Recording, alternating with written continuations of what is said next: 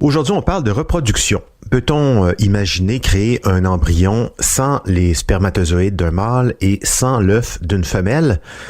Eh ben oui, on peut. Aujourd'hui, une équipe de chercheurs d'Israël a réussi cet exploit qui soulève plein de questionnements grâce à des cellules souches. Vous savez, ces cellules embryonnaires auxquelles on peut déterminer un rôle, une fonction.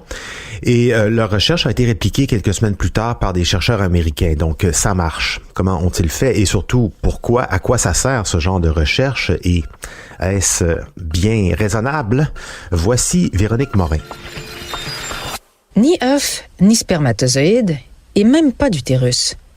Est-ce cela l'avenir de la reproduction? Les yeux sont actuellement rivés sur les embryons synthétiques, depuis qu'une équipe de chercheurs d'Israël, du Weizmann Institute, a réussi à créer des embryons de souris à partir de cellules souches, sans le sperme d'un mâle, ni l'ovule et l'utérus d'une femelle. Ces embryons synthétiques, créés en laboratoire, sont similaires à un embryon naturel de souris jusqu'à 8 jours et demi après la fécondation. Ils contiennent les mêmes structures qu'un vrai embryon, dont un cœur qui bat, un cerveau et un tube neuronal. La question qui nous brûle les lèvres, mais comment ils ont fait ça? Mais d'abord et surtout, pourquoi?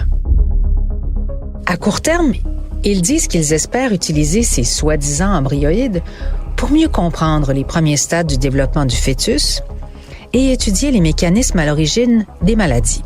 Comprendre les fausses couches, par exemple, les malformations embryonnaires aussi, sans avoir besoin d'animaux de laboratoire, ou en tout cas moins. Cet exploit pourrait également jeter les bases de la création d'embryons humains synthétiques. Ça nous rappelle Dolly, cette brebis rendue célèbre pour avoir été le premier mammifère cloné de l'histoire à partir d'un noyau de cellules en 1996. Eh bien, les embryons synthétiques sont une avancée aussi spectaculaire en recherche expérimentale que Dolly, la brebis clonée. Et une nouvelle recherche publiée dans Nature donne raison aux chercheurs israéliens qui, eux, avaient publié dans la revue Cell. Cette fois-ci, il s'agit d'un groupe du California Institute of Technology aux États-Unis, groupe qui a réussi le même exploit.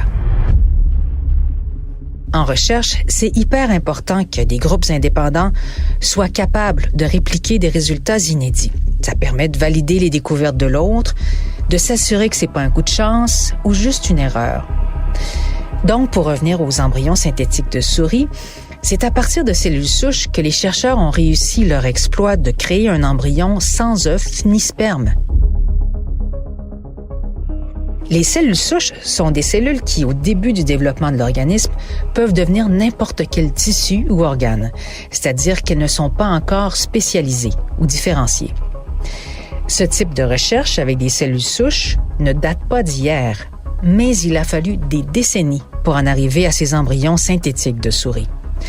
Les prochaines étapes consistent à essayer d'amener les embryons synthétiques de souris à se développer au-delà du 8 jours et demi, dans le but ultime de les amener à terme, soit 20 jours pour une souris.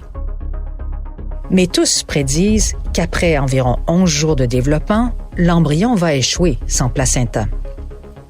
Il restera aux chercheurs à trouver un moyen de créer un placenta synthétique.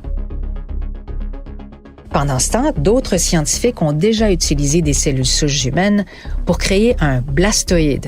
Ça, c'est une structure qui imite un préembryon qui peut servir d'alternative de recherche.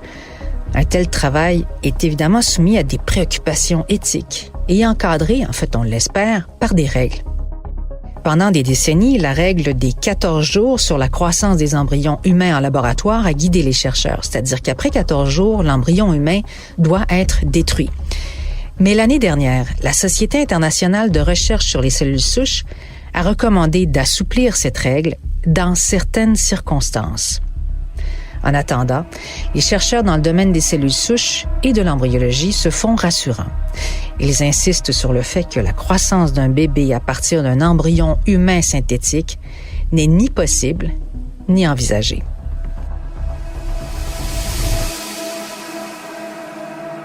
Est-ce qu'on est rassuré? Je sais pas. Fait nul doute que dans un avenir assez proche, si c'est pas déjà fait, des expériences similaires seront menées avec des cellules humaines. Et ça, à un moment donné, ça donnera des résultats similaires à nos embryons de souris. Il y a déjà les Raéliens qui avaient essayé de nous faire croire qu'ils avaient cloné un humain. Mais là, on se rapproche encore un peu plus de cet aboutissement scientifique. En espérant que ça encourage certaines réflexions sur l'impact éthique, sur l'impact sur les sociétés de ces expériences avant qu'elles ne réussissent. Merci Véronique Morin, c'était en 5 minutes.